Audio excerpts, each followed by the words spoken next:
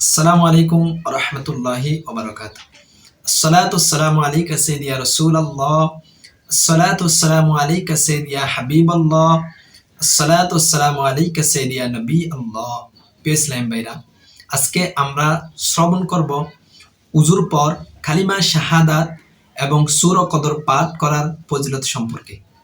হাদিস শরীফে বর্ণিত রয়েছে, যে ব্যক্তি ভালোভাবে উজু করল এবং আসমানের দিকে তাকিয়ে কালিমা শাহাদাত পাঠ করল, আল্লাহ সুবহানাহু ওয়া তাআলা তার জন্য জান্নাতের 8টি দরজা খুলে দিবেন এবং সে যেটা দিয়ে ইচ্ছে সেটা দিয়ে প্রবেশ করতে পারবে। আল্লাহু আকবার। তাই আমাদের উচিত প্রিয় ইসলাম ভাইরা, উজু করার পর আসমানের দিকে তাকিয়ে কালিমা শাহাদাত পাঠ করার চেষ্টা করা। আমরা ইনশাআল্লাহ চেষ্টা করব।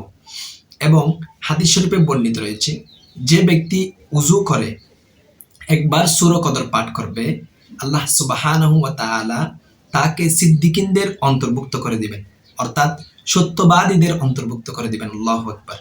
আর যে ব্যক্তি দুইবার সূরা কদর পাঠ করবে, আল্লাহ সুবহানাহু ওয়া তাআলা তাকে শহীদদের সাথে গণনা করবেন, অর্থাৎ শহীদদের দফতরে তার নাম লেখা হবে।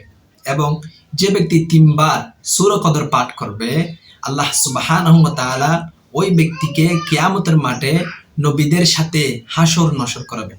আল্লাহু আকবার। তাই প্রিয় ইসলামী ভাইয়েরা, আমাদের উচিত উজুর পর অন্ততপক্ষে আমরা 1বার 2বার 3বার পর্যন্ত সূরা কদর পাঠ করার চেষ্টা করা। ইনশাআল্লাহ আমরা সবাই সূরা কদর এবং কালিমায়ে শাহাদাত উজুর পর পাঠ করার চেষ্টা করব ইনশাআল্লাহ আজ্জা ওয়া জাল। সাল্লু আলাল হাবিব সাল্লাল্লাহু তাআলা আলা মুহাম্মদ সাল্লাল্লাহু আলাইহি ওয়াসাল্লাম। আসসালামু আলাইকুম ওয়া রাহমাতুল্লাহি ওয়া বারাকাতুহু।